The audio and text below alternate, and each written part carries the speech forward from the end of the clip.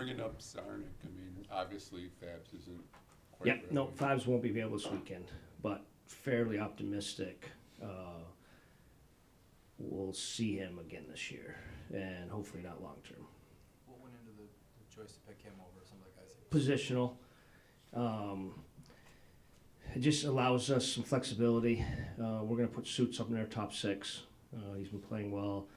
Obviously, where we are lineup wise, anytime you can maybe get a little more punch up with some of your top players right now, that's what we'll try to do. So more positional. You brought it up earlier this season, these guys like Sarnik, Luff, how important are they? Just, you can plug them in, Absolutely. you don't really miss a heck of a whole lot. No, it's a great. We don't miss a heck of a lot. Again, I go back. I know I reference it a lot. Luff played a lot of games early on. Sarnik. I know this has been a tough few days, but our roster's not a whole lot different. Obviously, losing Phil in our top four, but our up forward group's not a whole lot different than where we were at the beginning of the year. Trust Sarnik. He gave us good minutes early on. We'll plug him in, slot him, and go. All right, you go with Husso tomorrow, or split the duties? We're going to split duties. We're going to go Hellberg tomorrow. What have you, he's given you He's a been chance great. most nights. Every night he's given us a chance. Can't fault him. In his last couple outings, he took a lead into the third period against the Islanders. He gives us a chance. We didn't give him much of a chance in the Ottawa game, but he kept us in there for a little bit. One in Calgary. He's given us solid starts, and that's all you can ask of him. What did you know? I mean, he spent so long in the KHL. What did you know about him when you guys first claimed him? Obviously, I knew zero about him. You know, obviously would lean on Alex Westland.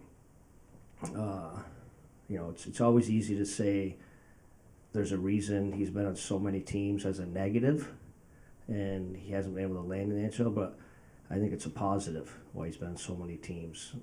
Teams see something in him, and he competes. Again, he seems to find a way, especially in some of those tight area plays. So full confidence in him tomorrow. is there like a skill to being able to play after as a goalie for sometimes 2-3 weeks of not playing? Yeah, that's a great, because I think that's the reality of a backup in today's NHL. We would experience it a lot in Tampa, where obviously Vasi was going to get a lion's share of the load, where Villy was similar this year. You know, he's going to play out numbers-wise, game-wise, you know, top 10, top 15 in the league in games started. There's a mentality, a mental toughness to that position, and be able to handle that. Take your practice reps serious, your goalie work, and then it has to translate into the game. Is an older guy maybe better equipped than a younger guy for that? Maybe. It's a good question. It's a good question. I know Brian Elliott was fantastic at it. McElhaney before him was great at it. I think it's an art. Maybe a little experience, understanding your role. It's tough to get rhythm, but it's the reality of it. With Fabry, do you have any kind of general time frame yet? No. Just feel, you know, obviously we're going to be extremely cautious with it. We're optimistic about it long term. Has he already gone through like the testing process to see if he avoided kind of what everyone's obvious fear Yep. was? Yep, he has. Yep. What'd you think of his game? I mean, do you think he was grinding probably? He was Still grinding. wasn't where He probably was. wanted. He helps us a ton when he's in our top six. He gave the power play a huge spark. Is he where he was 2 years ago? Probably not. Absolutely not. You can see he just probably didn't have his legs, which is understandable. You know, just even from our medical experts. You know, get through this season, do what you can, hopefully have a really good summer. And then I think we'll see his best hockey probably next year. So he was good. He brings us in the fight. He gives us grit. But you could tell he wasn't himself on every night, which is certainly understandable. You mentioned Suter. I mean, what have you seen in his game here lately? Cerebral. He's just hockey sense. He can complement any line, anywhere. Been playing great. Asked a ton of them on the penalty kill, especially, we lost Rass and Sonny for top 4 in the penalty kill. He's come in and done a great job. Takes pride in it, can win draws. As you can see, I've trusted him in some late game situations. So I like him. He's been a great player for us this year. You see him on the wing when you move him up? Yeah. We'll give him some looks on the wing. Can use him at center anytime. Maybe get some different flow of lines and rhythm after special teams, just the way it flows. But we're gonna start him tomorrow up with Larks and Raven.